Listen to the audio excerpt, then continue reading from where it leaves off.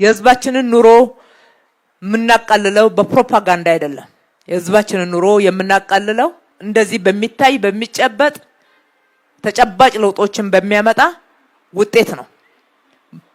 በተለያየ መንገድ ለህዝባችን የኑሮ መቃለል አንድ ነገር ጠብ ማድረግ በማይችል የፕሮፓጋንዳ ስራ ህዝባችንን የሚያስለቅሱ በማስለቀስ ኑሮን ያቃልሉለት ይመስል ምሬቱን አጋነው ለተጨማሪ ምሬት ለመስጠት ለራሳቸው ጥቅም የሚገለገሉበትን በተለያየ መንገድ ሲያጋጥመን እናያለን።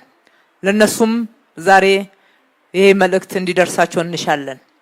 የህዝቡን ኑሮ እውነት ጫናው የሚሰማቸው ከሆነ የህዝቡን ኑሮ ጫና ለማቃለል የሚያስችል አንድ ጠብ የሚል ነገር መስራት እንጂ አልቅሶ ማስለቀስ ለህዝባችን በኑሮ ጫናው ላይ ሌላ ጫና ለማምጣት ካልሆነ በስተቀር አንዳች የሚፈይደው ፋይዳ የለምና ይልቅስ እንተባበር፣ አብረን እንስራ። ያለችን አንድ ሀገር ናት። ሀገራችንን ለማበልጸግ የህዝባችንን ኑሮ ለማዘመን የኑሮ ጫናውን ለማቃለል በጋራ መስራት የበለጠ ህዝባችንን ተጠቃሚ ያደርጋል።